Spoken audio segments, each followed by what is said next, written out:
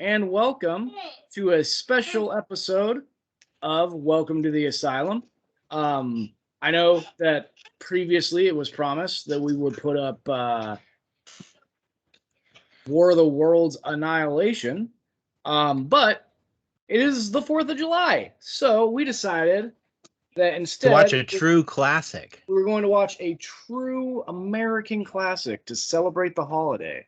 That true American classic, obviously, is Independence Day, Yep.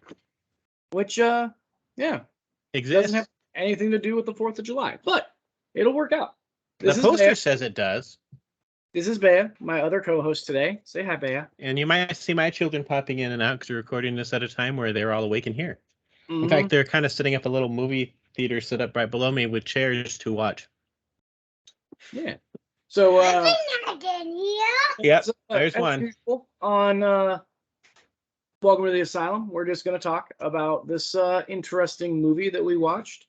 So, with the opening, this movie had the same budget as last movie that we were talking about, which was War of the Worlds 2, New Wave, and much more effectively used that budget.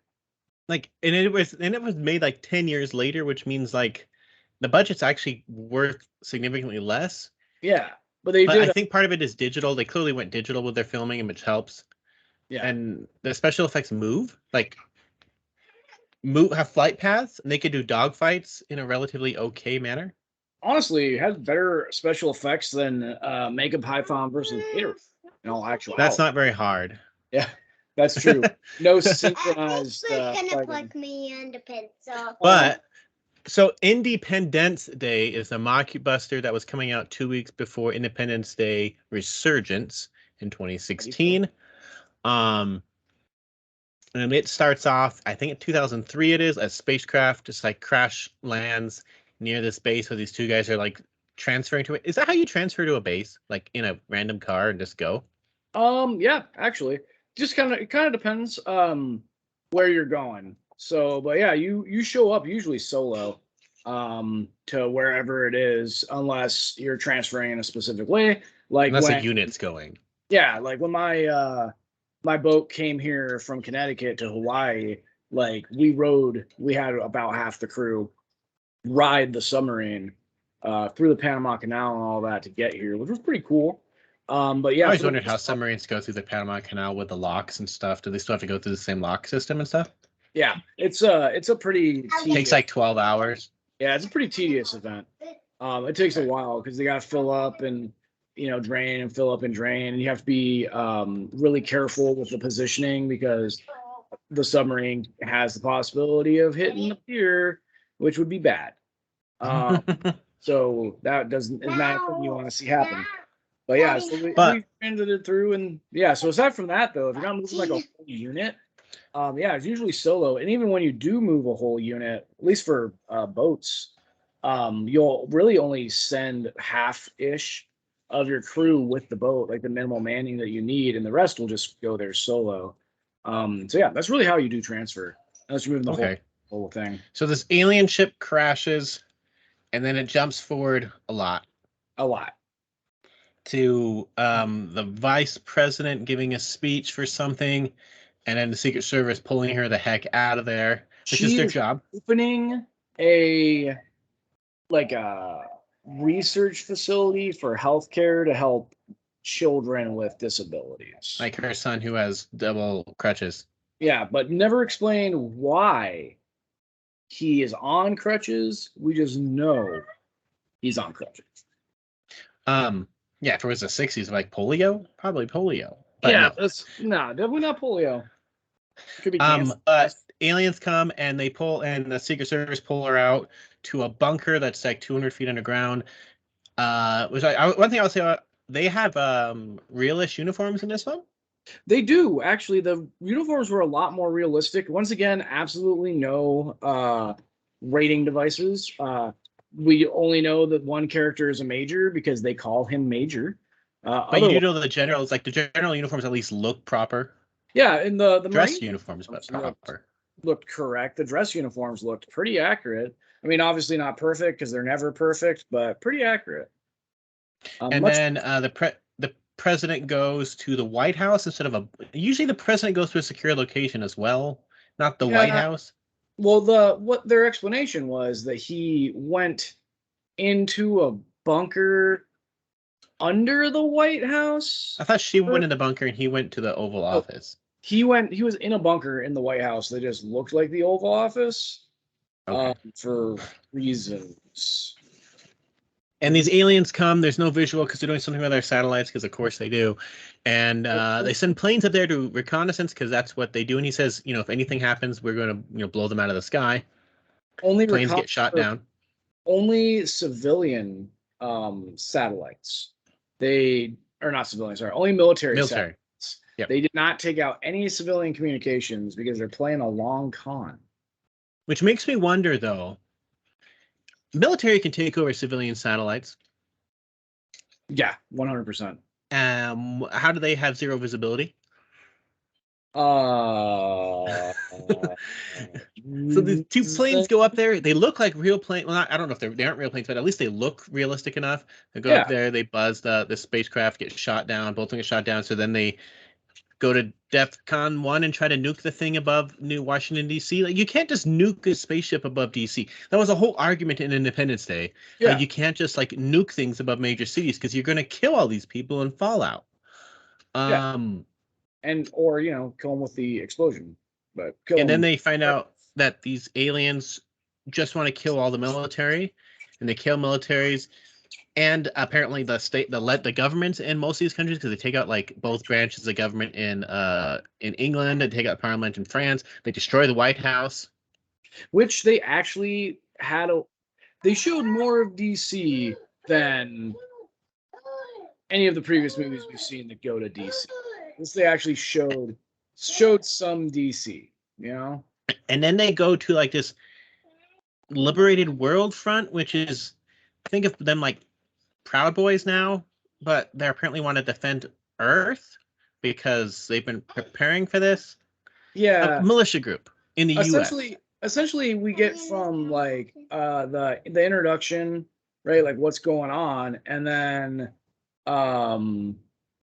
it goes to a hot chick shooting a gun wrong, and so you find out that they're at this paramilitary organization, a militia.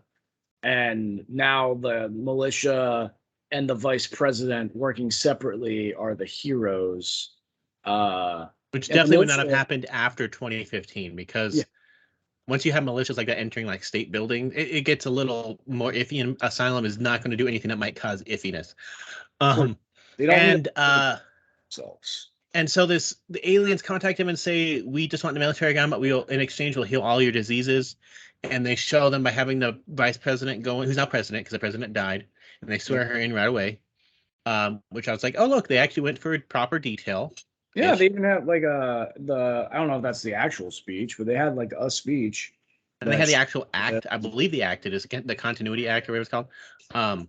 And they say we're going to heal your son. They go in there. They put him in the same chamber that I'm quite sure was later used in Battle Star Wars.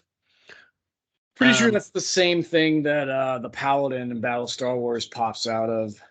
But they didn't bother to repair it over the next couple of years. I'll keep it. And he gets healed, and that makes it so people want to go on all these spaceships. And this paramilitary group just... The whole world. And then the paramilitary group just walks through this crowd, which would have police bringing people back. They just walk in. And get shot because they have weapons. Yeah, because the safety or the ship scans people as they try to get in. For guns. Just guns. Weapons. But not explosives, just guns. Yeah, just guns. Because the militia guys definitely come in with friggin' blasting caps, I think he said. Nobody has guns, right? And they're like, yeah. Like, good. I'm just kind of worried about the blasting caps. And it's just all right. You said that. And then they get yelled at by the aliens for saying you guys sabotaged our ship. And they apparently attack lots of them at the same time. You just see one of them. Yeah. And then they go again later because the vice president's husband's a senator who apparently has the paramilitary leader's number on speed dial. Right? That was not very well explained at all, but Well, he did say he knew him from before, so it's quite possible he did, but that's a weird number to have on speed dial. I'm pretty sure the FBI would want to know about that. Yeah, right? True. But yeah, so like the aliens killing the people though, they like claim that they're killing people because what were they called again? The first whatever. The militia attacked them, which is not actually what happened. And so, yeah, they were in there, and then the people swarmed the spaceship, which caused the police to get pushed back inside. They saw guns and started opening fire on people. Yeah, and so like the aliens are essentially trying to portray themselves as the good guys, obviously. So kind of similar to like the beginning of Mars Attacks, where like you come in peace or whatever, but in actuality they don't. And what they're actually doing is actually quite a fascinating idea, like a good idea, and it's quite terrifying. Like where they basically take them up into space and just vent them all. Yeah, they like you see it on a video. Everybody who gets on the ship then goes up into space, touches down briefly on the mothership, and then immediately goes out into space and just jettisons everybody into space before coming down, which is really dark. Really dark. And I was like, wow, that's actually a good, decent original idea in this movie. Yeah, right. So we find out the aliens are here to terraform Earth because they come from a similar Earth or similar to Earth, but not quite the same. So they're here to terraform Earth so that they can. You hungry, man? So that they can essentially take it over. But additionally, they want to harvest our blood. Again, this is like a ongoing. They like our blood. I guess. Aliens always like our blood. Apparently, according to Asylum, the only thing aliens ever want from us is our blood. But these aliens want our blood because it's an energy source. Yeah, which okay. So the alien ship that had crashed before, they then revealed to the vice president the ship was there. You know, it's not like it would have popped up at all in any. It wasn't that long ago. It's not like because in an Independence Day it had crashed in Roswell. And so that's a bit different than something that crashed 10 years before. Yeah. And well, it was during they had an autopsy that alien until then. Yeah, well, it was during the East Coast blackouts of 2003. So there was no like oversight. Well, you think they would definitely have autopsied that alien before then. Yeah, but no, they didn't. Instead, they just left it. And the alien, I love how they're doing the autopsy, and you're like, that alien's not cut into. It's just there. Yeah. And it looks okay. The aliens weren't great. But they weren't terrible because they weren't moving very much. Yeah, except for the queen. My child's coming. But they autopsied, and then they found out that the guy can make a disease that could affect them. Because of course, which honestly, at least they had the right people doing it, and they clearly had the right type of resources. And I like the answer, like, will this affect humans? It's like, we don't have enough time to know that answer, which is true. You have no time to know that. Are we going to test it here? And I like how they put it on one alien spaceship to send it up into space, and the alien's like, no, we'll just blow that sucker up. And how the rest of the world's like, dude, you're hurting everyone else here. Why is America sending things up here? Yeah. Like, why is America fighting while everybody else is just accepting that these people come in peace? And it's just like, because we know that they don't. But it's like they actually like make a very valid point that they can't tell everybody because the aliens are monitoring all of our communications. So if they tell people, yeah, you're eating my finger. Yeah, if they tell people, they'll reveal their, what we know, and so they let people die. Yeah, which is also really dark. Yeah. This is surprisingly dark. But yeah, and then so they come up with this disease and they give it to the president because she's gonna go have a meeting with the queen. And she convinces the queen to shake her hand, and that communicates the disease, and she immediately dies. Like the queen just immediately dies, just graphically. And okay, so in that hive, were those like capsules they have, were those people or other aliens? I thought they were people because again, they needed our blood. So I think that they were like kind of but they were venting people into space, so they're like dropping off and like switching people out. I think like blood bags they're draining. Yeah, like the blood bags in Blade 2, Blade 3, or not Blade. Yeah, in Blade 2, 1, no, the first Blade movie. I don't remember whichever Blade movie had the blood bags, the people who like volunteer to be vampire food for the rest of their existence. I can't remember. I just know 2 has Norman Reedus. 2 does have Norman Reedus. That is true. And then the ship goes nuts, the hive goes nuts, and they start like killing the president's guards, which I was like, at least it made it hard for them to get off. Yeah. I'm not sure how they got off ultimately. I liked that guard, even though he said, I think, nothing the entire movie. I still like that guy. It was unfortunate that he died.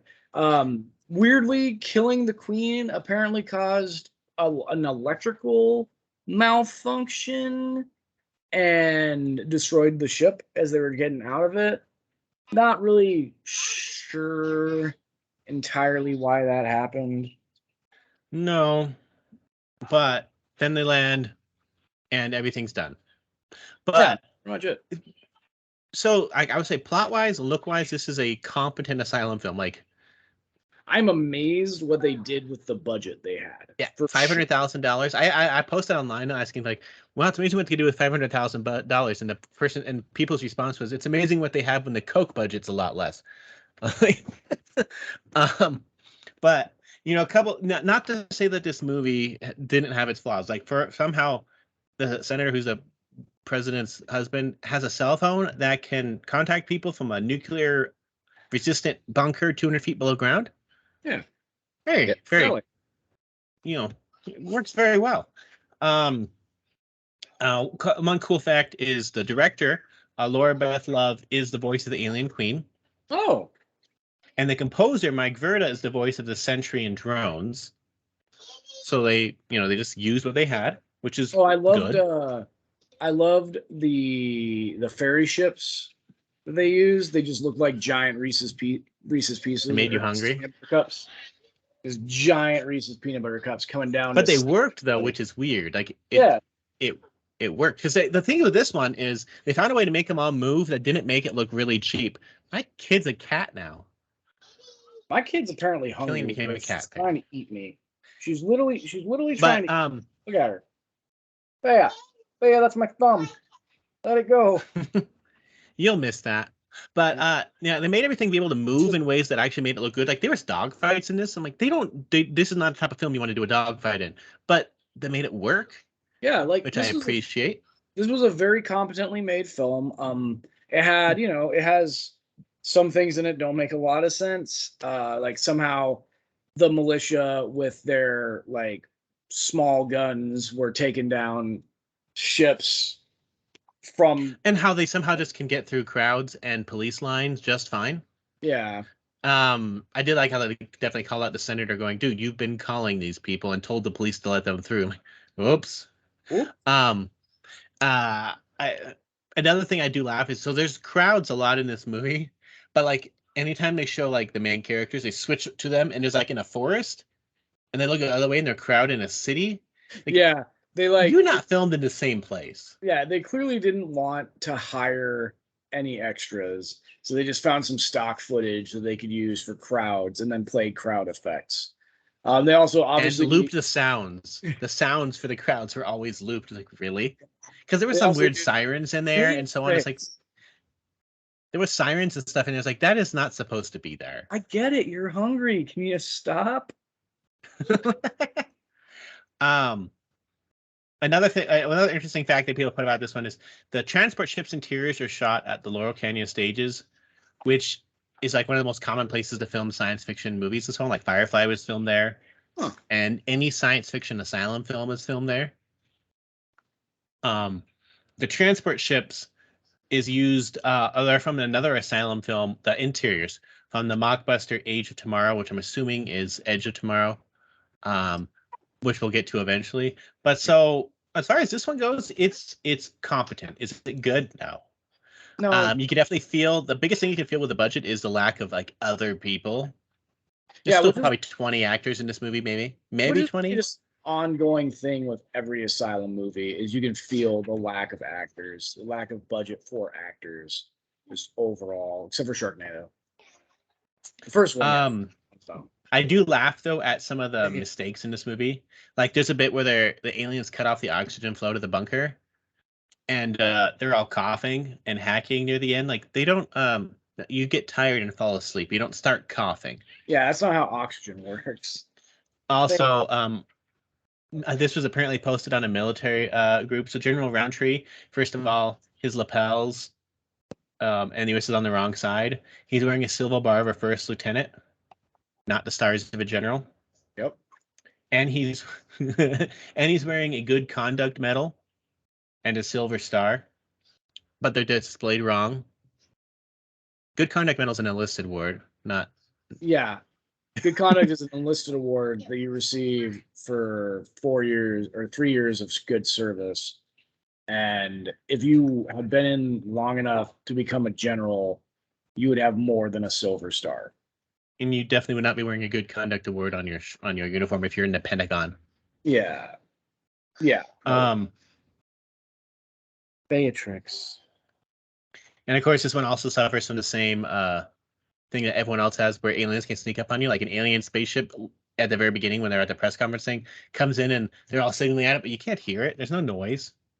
Just suddenly there. Like, oh man, we gotta get the vice president out of here. There's the alien ship. Oh, good time. Also, apparently people are really annoyed at General Roundtree because another one they pull up is he's wearing a first cav pin on his right pocket, unit crest worn on epaulets and or above the right pocket for regimental associations. He's also wearing an enlisted brass on his lapels, but in the U.S., but the U.S. is on the other side. After double checking, the army dress green's hanging just 30 feet away. So like the actual uniforms have it on the correct side, that they have hanging in the back, but the general has it on the wrong side. Nice. And also, according to the U.S. Constitution, of course, you must be 35 years or older to be president. The woman who's made president is not old enough. Huh. Also, active military don't have full beards, which this one has always.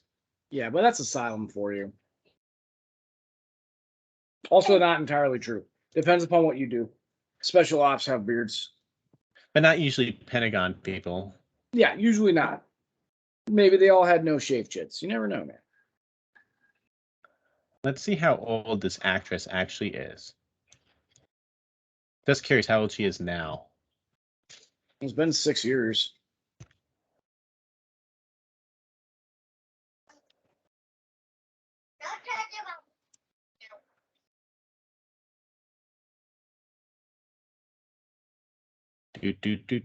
Come on, internet, load quicker. Oh yeah, they don't have to put their ages on here anymore. She appears 38. Okay. She I don't know. I didn't really notice her age as something weird. She looked the appropriate. Oh, speaking of, I loved the like, oh no, you didn't look on her face when she was talking to the alien queen.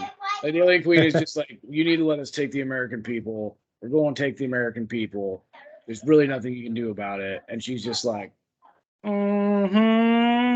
It's just like fantastic. Just the look of like, nah, fam.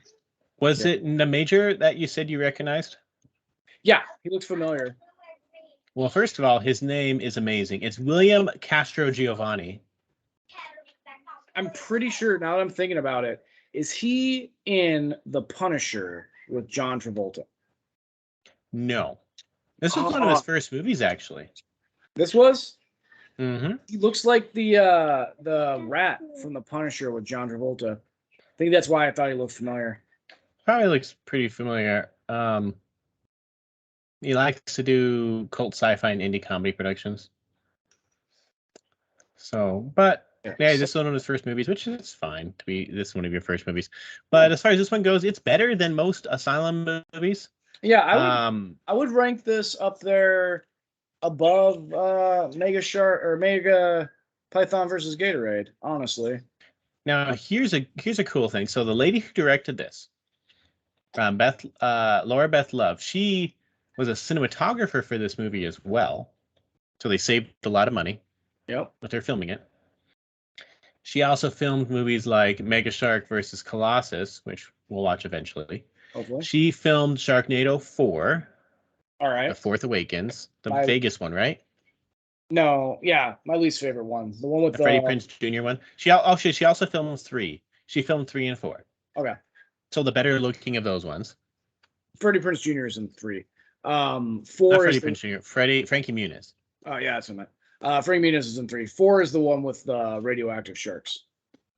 And the sad thing is, she has not directed a movie since this one, but she has filmed a lot of movies since this one. So we'll see, some of her stuff again. She did this one while also filming Sharknado 3 and 4. Oh.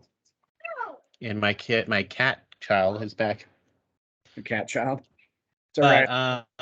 Hungry babies. It's definitely not terrible. Would I watch it over Independence Day 1 or 2? No. I think that this is a good movie. Like, tell your friends next 4th of July. Tell your friends that you're going to watch Independence Day and invite them over for an Independence Day party on the 4th of July, and then put this movie on. Like that. That's what I would do if I were our loyal followers. I think that would be a great prank. It is enjoyable. It's not the worst movie they have ever made. It is very clearly a ripoff of Independence Day. But I would recommend watching this movie if you have the time. Obviously, a bigger budget film is going to be better. The original Independence Day. You've actually seen the two movies. The guy who wrote this movie, who's also an actor who's in a lot of movies, and TV shows like Days of Our Lives and so on. The guy who wrote this movie, you've actually seen the first 2 movies he wrote. Okay. Universal Soldiers. Oh. So that's the 4th one? Yeah. And he wrote Amityville Haunting. The original or the remake with Ryan Reynolds? 2011. The remake with Ryan Reynolds. I have seen both of those.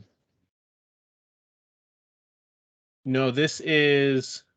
No, not Ryan Reynolds. This is 2011. So, I don't recognize any of these actors.